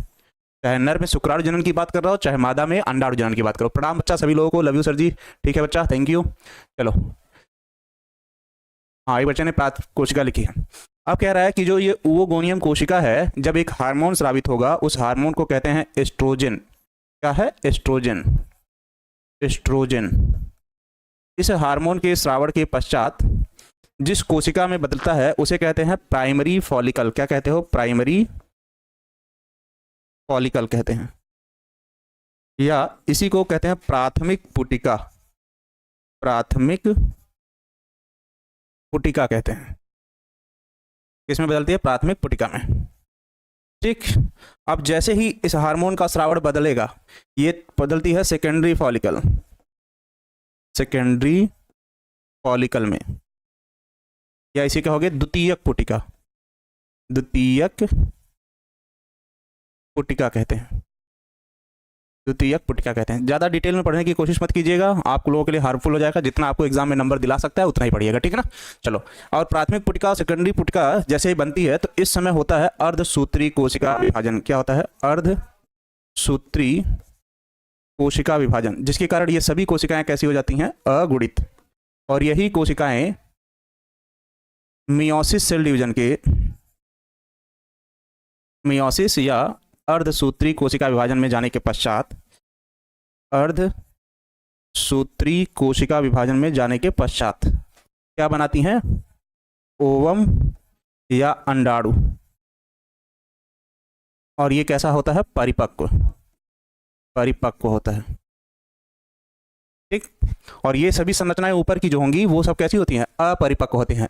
अंडाणु जनन या ओवोजेनेसिस वह प्रक्रिया है जिसमें अंडाणु या ओवम का निर्माण होता है। अंडाणु की प्रक्रिया में मादा तंत्र के प्राथमिक अंग अंडाशय में चलती है या प्राथमिक oocytes या अंडाणु का निर्माण करती है। बात वही है, जब अपरिपक्व रहेगा तो उसे प्राथमिक में रखोगे, जैसे परिपक्व आएगा उसे क्या कहोगे? ओवम में रखोगे। और परिपक्व कब होगा? जब वो अर्धसूत्री कोशिका विभाजन में पहुंचेगा। ठीक है ना बच्चा? चलो बच्चा, अब इसी की परिभाषा अगर हम लोगों को लिखना हो कि अंडाणु जनन किसे कहते हैं, इस क्रिया को समझाइए, लिखिए, तो हम लोग को ज़्यादा नहीं लिखना है, इसमें समझने की बात है। यही चीज़ को हम लोग को थोड़ा सा डिटेल में लिखना है। इसमें कुछ चीज़ें को याद रखिएगा। पुरुषों में अगर पूछता है कि शुक्राणु जनन की क्रिया कब प्रारंभ होती है, तो पुरुषों में शुक्राणु जनन की क्रिया प्रारंभ होती है जन्म के पश्चात 12 से 14 वर्ष की आयु में। लेकिन अगर पूछेगा स्त्रियों में अंडाणु जनन की क्रिया कब प्रारंभ होती है, तो जन्म से पहले। यहाँ नोट करके लिख लेना, लिखना स्त्रियों में अंडाणु जनन की क्रिया, अंडाणु जनन की क्रिया जन्म से पहले ही प्रारंभ हो जाती है। जन्म से पहले ही प्रारंभ हो जाती है, प्रारंभ हो जाती है, प्रारंभ हो जाती है। और अगर पूछेगा किस अवस्था में, यह भ्रूण वाले अवस्था में, जब वो 1 महीने का है, यह भ्रूण वाले अवस्था से प्रारंभ होती है, अवस्था से प्रारंभ होती है, अवस्था से प्रारंभ होती है। ठीक, इतनी बात इसमें ध्यान रखना। कोई बात नहीं बच्चा। जन्म से पहले क्यों होता है सर, प्लीज बताइए। देखो बच्चा, स्त्रियों में जब वो मम्मी के पेट में या यूट्रस में या गर्भाशय में, जैसे भी समझो फिलहाल अभी पे, जैसे ही वो 1 महीने की होगी तो तीसरा महीना जैसे ही बीतेगा, मतलब पहला महीना बीता, दूसरा महीना बीता, तीसरा महीना, तीसरे महीने में स्त्रियों के शरीर में ओवरी या अंडाशय का निर्माण होगा। और ओवरी या अंडाशय का निर्माण जिस क्रिया द्वारा होता है उसके लिए ओवोगोनियम की कोशिका की आवश्यकता होती है। तो ये कोशिकाएं लगातार संख्या में वृद्धि करती हैं, 6 से 8 मिलियन तक हो जाती है, मतलब 60 से 70 लाख तक होता है। लेकिन जैसे ही जैसे उसकी साइज बच्चे की या लड़की की मम्मी के यूट्रस में बढ़ती है तो ओवरी का साइज भी आकार में क्या होता है? बड़ा होता है। तो वो कोशिकाएं ओवरी के निर्माण में या अंडाशय के निर्माण में धीरे धीरे खर्च हो जाती हैं। तो जन्म के समय ये कोशिकाएं बच जाती हैं कितनी? 60 से 70 लाख। और फिर वो लड़की पैदा होगी, फिर उसके शरीर का आकार बड़ा होगा, तो फिर उसके ओवरी का भी साइज बड़ा होता है, जिसके कारण वो कोशिकाएं फिर लगातार घट कर बच जाती हैं कितनी? लगभग 40 से 60 हज़ार या 60 से 80 हज़ार के बीच, जिनमें से 400 कोशिकाएं किसमें जाती हैं? मेंस्ट्रुअल साइकिल में। इसीलिए स्त्रियों में मासिक धर्म की क्रिया में केवल 400 कोशिकाएं भाग लेती हैं और 45 वर्ष तक आयु तक आते आते वो कोशिकाएं खत्म हो जाती है, जिसके कारण उसमें मेंस्ट्रुअल साइकिल या मासिक धर्म स्टॉप हो जाता है। ठीक है ना बच्चा? नोटिफिकेशन तो गया है, मेरे सामने ही सेंड किया बच्चा, हो सकता है पहले चल कर दिया हो 10-15 मिनट पहले। ठीक है ना? चलिए, बात समझ में आ गई। सेम चीज यहाँ लिखा है अंडाणु जनन के बारे में। अंडाणु जनन मादा अंडाशय की जनक उपकला के प्राथमिक जनन कोशिका के अर्धसूत्री द्वारा गुणित अंडाणु बनते हैं। यह प्रक्रिया अंडजनन कहलाती है। अंडजनन की प्रक्रिया 3 भागों में बांटी गई है। पहली गुणन अवस्था, जिसमें ओवरी में पाई जाने वाली पुटिकाएं लगातार ओवेरियन फॉलिकल या संख्या में क्या करती हैं? वृद्धि करती हैं। दूसरा वृद्धि अवस्था, जिसमें वो कोशिकाएं लगातार विभाजित करके संख्या में वृद्धि करती हैं, उसे प्राइमरी oocyte या प्राथमिक पुटिका कहते हैं। और तीसरा और अंतिम अवस्था कह रहा है प्राइमरी oocyte अर्धसूत्री विभाजन के समान होते हैं, जिसके फलस्वरूप एक द्वितीयक अंड कोशिका सेकेंडरी oocyte का ध्रुवीय केंद्रक पोलर निकाय बन जाता है और ग्राफियन पुटिका के हटने से यह द्वितीयक केंद्रक मुक्त होकर फैलोपियन नलिका में जाता है। तो वही बनने के पश्चात क्या लिखते थे? यहाँ पर कल पढ़े थे, यहाँ से बनने के पश्चात अंडाणु निकलकर कहाँ जाते हैं? संयुग्मन नलिका में। और जाने की क्रिया को क्या कहते हो? अंडोत्सर्ग कहते हो, अंडोत्सर्ग कहते हैं। ठीक, तो यही चीज वहां पे लिखी हुई है। अगर ये चीज आपको अच्छे से समझ में आ गई हो तो बताइए। अंडाणु जनन की क्रिया में अंडाशय में पाई जाने वाली oogoनियम की कोशिकाएं प्राथमिक पुटिका का निर्माण करती हैं, जिनसे द्वितीयक पुटिका का निर्माण होता है। यह क्रिया अर्धसूत्री विभाजन के कारण होता है, जिसके कारण यह अगुणित हो जाती हैं, जो अर्धसूत्री कोशिका विभाजन में प्रवेश करने के पश्चात परिपक्व अंडाणु का निर्माण करते हैं और इस क्रिया को अंडाणु जनन कहते हैं। यह क्रिया स्त्रियों में जन्म से पहले भ्रूणा वाले अवस्था में संपन्न होती है। बताओ। हाँ अंकिता जी, टाइम तो चेंज होने से रहा। आई थिंक हम उठ सकते हैं 2:30 बजे तो नहीं, सॉरी 3:30 बजे के आसपास, 4 बजे के आसपास, तो आप लोग भी उठ सकते हैं, आप लोगों का एग्जाम है। अरे कोमल सिंह जी, पीछे लिखा है आंसर इसका, इसके पीछे आंसर पीछे लिखा है। ठीक, तो उसको लेके परेशान मत रहिए। ठीक है ना? अब आते हैं निषेचन किसे कहते हैं। किस पे आते हैं? निषेचन पे। परेशान मत रहिए उस पर। निषेचन किसे कहते हैं? निषेचन किसे कहते हैं? किसे कहते हैं? इसका वर्णन करें, ये पूछता है। इसका वर्णन करें या कीजिए लिखा हो सकता है। ये हो गया प्रश्न। अब आते हैं उत्तर में। ठीक, निषेचन किसे कहते हैं, इसका वर्णन करें। अब सुनो बच्चा, निषेचन में क्या लिखते हो? जब नर तथा मादा युग्मक आपस में मिलते हैं, कहां पर? संयुग्मन नलिका में, तो उसके मिलने की क्रिया को निषेचन कहते हैं। और निषेचन के पश्चात बनने वाली कोशिका को हम क्या कहते हैं? युग्मनज कहते हैं। नर और मादा जनन अंग के मिलने, अंग नहीं है भैया, कोशिका है। तो सबसे पहले हम लोग बनाएंगे इसमें चित्र। ठीक, कुछ इस तरीके से। चलो पूरा ना बनाओ, एक साइड का बना लो। निषेचन एक ही साइड होगा, क्योंकि एक समय पर एक ही साइड क्या होता था? अंडाणु जनन होता है। ठीक, गर्भाशय में होते हैं 3 आवरण, और ये हो गया ओवरी या अंडाशय। और गर्भाशय में कुल कितने आवरण थे? 3, पेरीमेट्रियम, मायोमेट्रियम और इंडोमेट्रियम। और यहीं से सर्विक्स वेजाइना यूट्रस से वो क्या आ रहा था? नीचे से स्पर्म या शुक्राणु। और यहाँ अंगुलियों की समान संरचना थी, जिसको हम लोग कह रहे थे विलाई। ठीक है ना बच्चा? ये था निषेचन। चलो पूरा मिटा बना दे। ये था निषेचन, यहाँ पे होगा। तो लिखोगे क्या? अंडाशय में, अंडाशय में एकदम सुनो, फिगर से देखो अभी कितना अच्छे से याद हो जाएगा। अंडाशय में अंडाणुओं का निर्माण होता है, और इसके बनने की क्रिया को क्या कहते हैं? अंडाणु जनन कहते हैं। ठीक, जिसके पश्चात अंडाशय से एलएच हार्मोन स्रावित होता है। कब? मेंस्ट्रुअल साइकिल के 14वें दिन। और सभी अंडाणु अंडाशय से निकलकर संयुग्मन नलिका में क्या होते हैं? प्रवेश करते हैं, जितने भी इसके अंदर बने होंगे। इसी समय सर्विक्स वेजाइना यूट्रस, मतलब गर्भाशय से होता हुआ संयुग्मन नलिका में शुक्राणु प्रवेश करता है। संयुग्मन नलिका में क्या करता है? शुक्राणु प्रवेश करता है। ये सब क्या है? शुक्राणु है। और यह शुक्राणु बच्चा आपस में क्या करते हैं? मिलने की क्रिया करते हैं, जिसके मिलने की क्रिया को क्या कहते हैं? निषेचन कहते हैं। क्या कहते हैं? निषेचन कहते हैं। और निषेचन की क्रिया कहाँ हुई? इस नली को हम लोग क्या कहते हैं? संयुग्मन, संयुग्मन नलिका कहते हैं। संयुग्मन नलिका कहते हैं।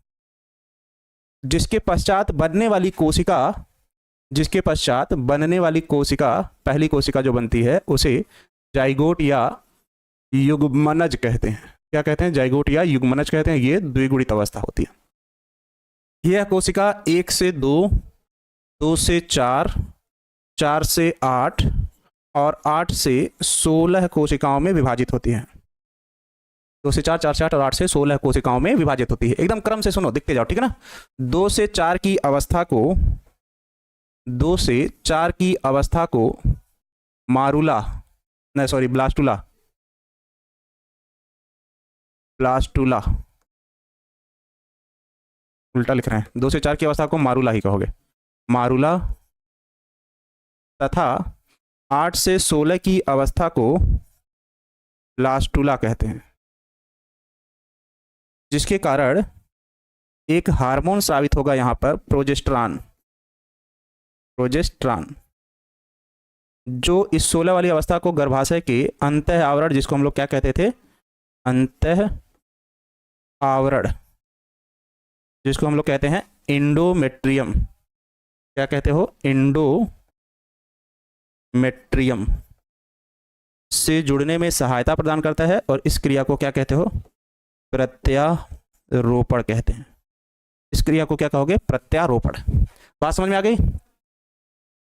चलो बताओ कि शुरू से कैसे लिखोगे? अंडाणु जनन की क्रिया अंडाशय में होती है, जिसके कारण अंडाणुओं का निर्माण होता है। यह अंडाणु से फैलोपियन ट्यूब या संयुग्मन नलिका में 14वें दिन प्रवेश करते हैं एलएच हार्मोन की उपस्थिति में, जिसके पश्चात इसी समय सर्विक्स वेजाइना यूट्रस से गर्भाशय में स्पर्म प्रवेश करता है। और यह दोनों आपस में मिलकर क्या करते हैं? निषेचन की क्रिया करते हैं। निषेचन के पश्चात बनने वाली पहली कोशिका युग्मनज कहलाती है, और जो 2 से 4, 4 से 8 और 8 से 16 कोशिकाओं में विभाजित हो जाती है। 2 से 4 की अवस्था को मारुला तथा 8 से 16 की अवस्था को ब्लास्टुला कहते हैं। इतनी बात समझ में आ गई? जो प्रोजेस्टेरॉन हार्मोन की सहायता से गर्भाशय के अंतः आवरण से जुड़ जाता है, और इसके जुड़ने की क्रिया को प्रत्यारोपण कहते हैं। बात समझ में आ गई? चलो इसी को लिखते हैं थोड़ा सा, ज़्यादा इसमें अब पढ़ना नहीं है, सभी टॉपिक थोड़ी लेके चला जाएगा। तो लिखोगे क्या?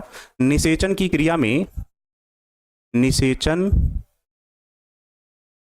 की क्रिया में निषेचन की क्रिया में शुक्राणु तथा अंडाणु, शुक्राणु तथा अंडाणु संयुग्मन नलिका में, संयुग्मन नलिका में, नलिका में आपस में मिलकर, आपस में मिलकर युग्मनज का निर्माण करते हैं, युग्मनज का निर्माण करते हैं, का निर्माण करते हैं। यह क्रिया निषेचन कहलाती है, यह क्रिया निषेचन कहलाती है, यह क्रिया निषेचन कहलाती है, कहलाती है। यह क्रिया क्या कहलाती है? निषेचन कहलाती है। जिसके पश्चात, जिसके पश्चात यह युग्मनज का निर्माण करता है, युग्मनज, और युग्मनज हमेशा कैसा होता है? द्विगुणित, का निर्माण करता है, का निर्माण करता है।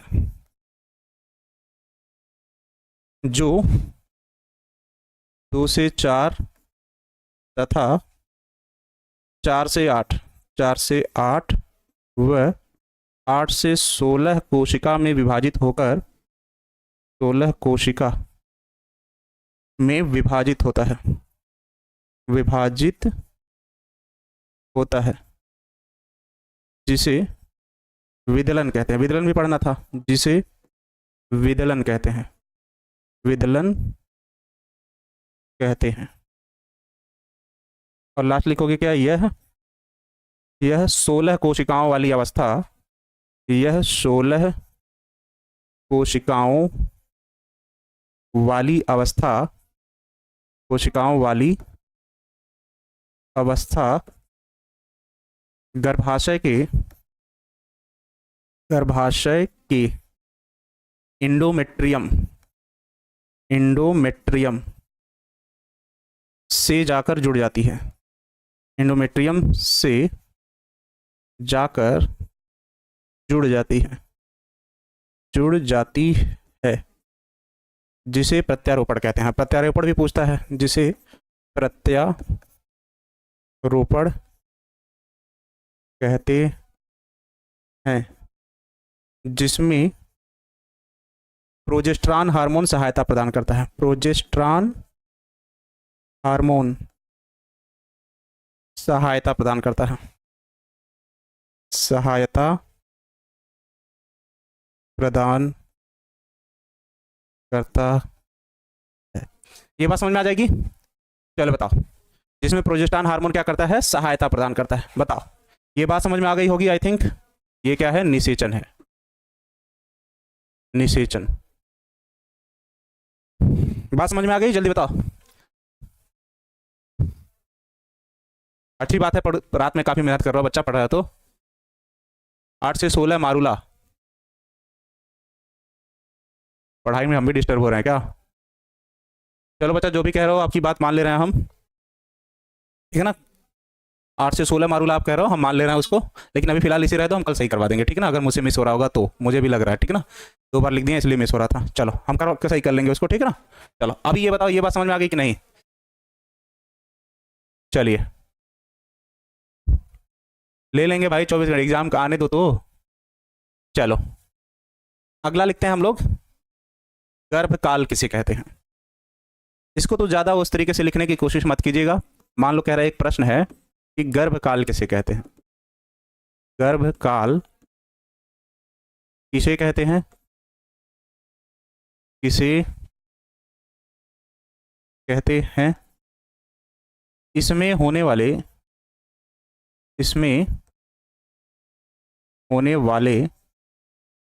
परिवर्तनों का वर्णन करें, परिवर्तनों का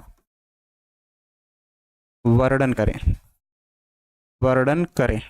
देखो ये बच्चा, ये जानबूझ के हम लिख के बता रहे हैं, क्योंकि इसको अगर एक बार लिख लोगे तो याद हो जाएगा। ये छोटे छोटे टॉपिक चाहते तो इसको भी पीपीटी के थ्रू लेके आते, लिख के, और आपको बोल के समझा देते, लेकिन मुझे जरूरी लगा कि इसको लिख के समझाए, ठीक है ना। चलो श्रवण कुमार जी, नंबर भी तो चाहिए आपको, ठीक है ना। चलो, जुड़वा बच्चों वाली कहानी अमन कुमार जी आपको मेंडल वाले चैप्टर में पढ़ना है। 3 प्रकार के जुड़वा होते हैं। तो उत्तर में क्या लिखोगे? प्रत्यारोपण से लेकर, प्रत्यारोपण से लेकर शिशु के जन्म के पहले की अवस्था, शिशु के जन्म के पहले की अवस्था, के पहले की अवस्था, शिशु के जन्म की पहले की अवस्था गर्भकाल कहलाती है। गर्भकाल कहलाती है, कहलाती है। मानव में यह, मानव में यह 270 दिनों या 9 महीने का होता है। 9 महीने का होता है, का होता है, जिसमें निम्न परिवर्तन दिखाई देते हैं। निम्न परिवर्तन, जिसमें निम्न परिवर्तन दिखाई देते हैं, दिखाई देते हैं, दिखाई देते हैं। अब इसको एकदम ध्यान से सुनिए, एक बार में ही आप लोगों को याद हो जाएगा, ज़्यादा मेहनत करने की जरूरत आप लोगों को नहीं पड़ेगी। गर्भावस्था तब होती है जब आपके गर्भाशय के अंदर भ्रूण विकसित होता है। क्यों? गर्भ विकसित नहीं होगा, ठीक है ना। हाँ ठीक है सर। बच्चा अमन, क्या नाम है उसको हम देख लेंगे, बोल रहे हैं थोड़ा सा मिस हो रहा है, उसको हम देख लेंगे, अभी क्लियर कर देंगे, ठीक है ना बच्चा। चलो अभी वहाँ हम कर लेंगे, अभी तो कह ही रहे हैं हम।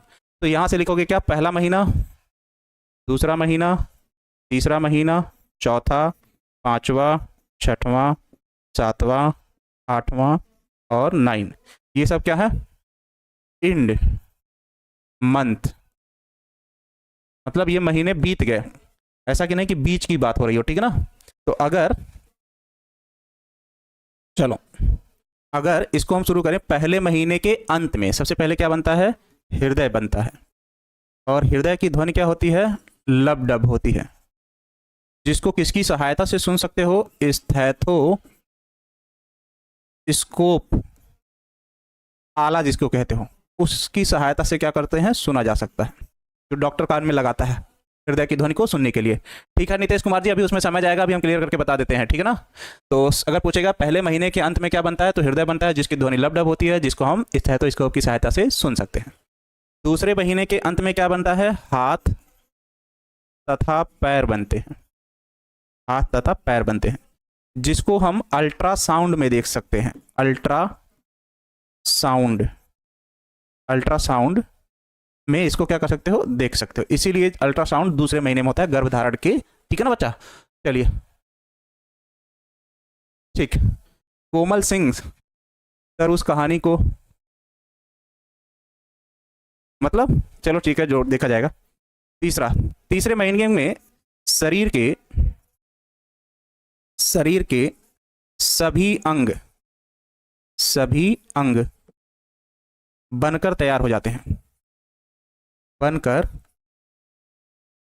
तैयार हो जाते हैं, तैयार हो जाते हैं, ठीक। और चौथे मंथ को कहा जाता है अनुपस्थित। अनुपस्थित कहने का मतलब इस महीने में कुछ भी बनता बिगड़ता नहीं है, इस बात का विशेष ध्यान रखिएगा। इस महीने में कुछ भी बनता बिगड़ता नहीं है, पिछले 3 महीने में जो बना होगा वही पूरी तरीके से बनकर क्या होगा? विकसित होगा। और 5वें महीने में लिम्स मतलब होता है हाथ और पैर, हाथ तथा पैर हिलाने डुलाने लगता है बच्चा, हिलाने लगता है, जिससे मम्मी को आभास होता है क्या कि अब वो हिल डुल रहा है। 6वें महीने में क्या होगा? 6वें महीने में क्या होगा? आंख की पलकें, आंख की पलकें तथा पुतलियों का, आंख में जो पुतलियां हैं तथा पुतलियों का निर्माण हो जाता है, पुतलियों का निर्माण होता है। और 7वें 8वें और महीने में क्या होता है? शिशु का शारीरिक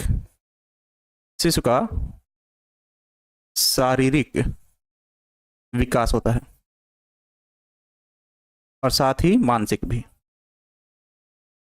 और उसके बाद प्रसव की क्रिया होगी, शिशु क्या कर लेगा, जन्म ले लेगा। तो इतने परिवर्तन दिखाई देते हैं, इतने परिवर्तन दिखाई देते हैं। रिवाइज होगा एमडी सलमान जी तो फिर बता देंगे एक बार, ठीक है ना, परेशान मत रहिए उसको, ठीक। तो इतने परिवर्तन होते हैं हर महीने में, और इसी को 3 ट्राइमेस्टर में या 3 तिमाही में विभाजित किए थे। प्रथम तिमाही इसको कहते हो, प्रथम तिमाही, फिर इसको क्या कहोगे, यहां से यहां तक द्वितीय तिमाही, द्वितीय तिमाही, ठीक, और लास्ट का ये 3 महीना तो तृतीय, तृतीय तिमाही, इसी को कहते हैं तृतीय तिमाही कहते हैं, ठीक है बच्चे। फॉरहेड पहले महीने में, दूसरे महीने में ही बन जाएगा। जब हाथ और पैर बनना है तो जाहिर सी बात है उसके फॉरहेड का भी निर्माण उसी समय हो रहा होगा, ठीक है ना। चलो, बॉडी हेयर भी बन जाएंगे इसी हिस्से में, चलो यहीं लिख देते हैं, लिम्स मूवमेंट और बॉडी हेयर, शरीर पर बाल बन जाते हैं। चलो, शरीर पर बाल बन जाते हैं, बाल उगाते हैं, उगते हैं लिख लो। चलो अब बताओ, प्रसव, शिशु के जन्म लेने की क्रिया को प्रसव कहते हो, जिसमें ऑक्सीटोसिन हार्मोन सहायता प्रदान करता है। इतना ही बस लिखना है, इससे ज्यादा नहीं, ठीक है ना। चलो ठीक, चलिए बच्चा, ये कौन सी क्लास है आज, 8वीं क्लास है। चलो, ये बात समझ में आ गई। ये वर्ड अगर आपको समझ में आ गया हो, गर्भकाल में होने वाले परिवर्तन, तो बताइए जल्दी। गर्भकाल में होने वाले परिवर्तन समझ में आ गया हो तो बताइए।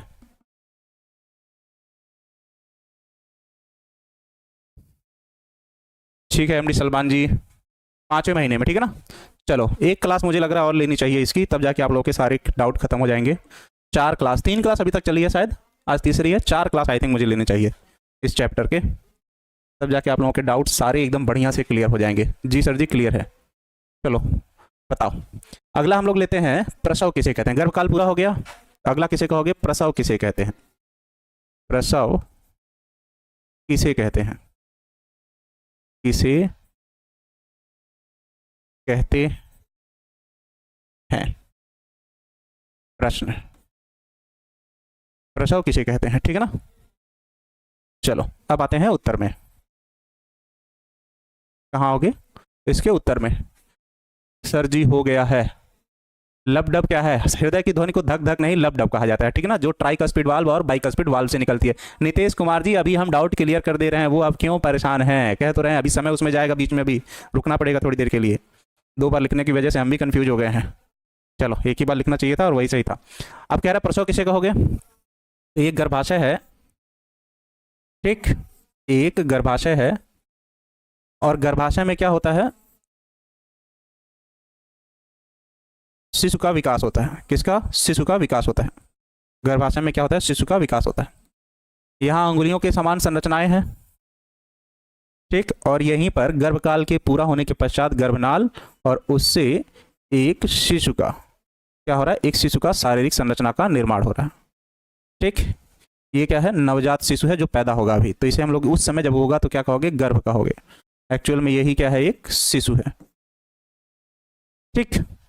गर्भाशय में अंदर की तरफ जो आवरण है उसको कहेंगे हम लोग इंडोमेट्रियम। क्या कहेंगे, इंडोमेट्रियम कहेंगे, इंडोमेट्रियम कहेंगे। और इसको क्या कहेंगे बच्चा, हम लोग कहेंगे गर्भनाल, गर्भनाल कहेंगे, ठीक। और ये अंगुलियों के समान जो संरचना है इसे कहोगे विलाई। क्या कहोगे, विलाई। और गर्भनाल और विलाई को आपस में जोड़ने वाली संरचना को यहीं लिख लो, प्लेसेंटा, प्लेसेंटा, प्लेसेंटा या अपरा कहते हो, ठीक है ना, प्लेसेंटा या हिंदी में अपरा कहते हैं। जैसे ही गर्भकाल पूरा होगा, ठीक है ना, कोई बात नहीं, लेट हो गया तो बच्चा अभी क्लास को फिर से देख लीजिएगा पर मिस मत करिएगा। जैसे ही गर्भकाल क्या होगा, पूरा होगा, इसमें जो बीच वाला आवरण था जिसको हम लोग क्या कह रहे थे, मायोमेट्रियम कह रहे थे, बीच वाले आवरण को हम लोग क्या कहते हैं, मायोमेट्रियम, मायोमेट्रियम। इस मायोमेट्रियम में तेजी से मांसपेशियों के फैलने और सिकुड़ने की क्रिया होने लगती है। मांसपेशियों के फैलने व सिकुड़ने की क्रिया होगी, व सिकुड़ने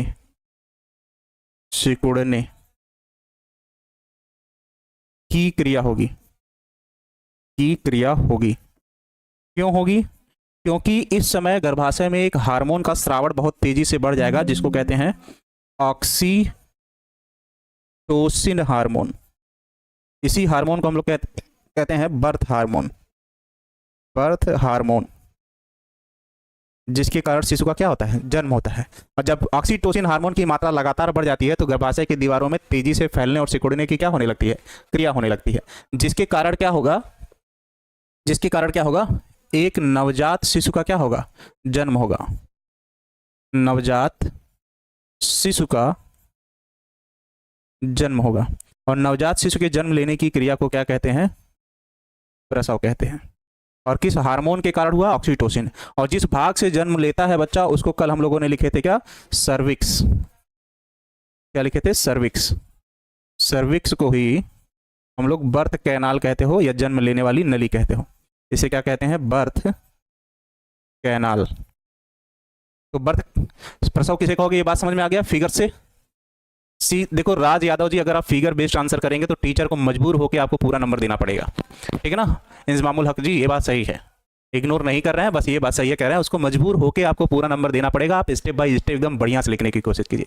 लिखने में कोई चीज़ छूट गई होगी तो फिगर में रहेगा, वो टीचर देख के ही समझ आएगा कि बच्चे को सारी चीज़ें समझ में आती हैं और वो उसको समझा लेगा, ठीक है ना?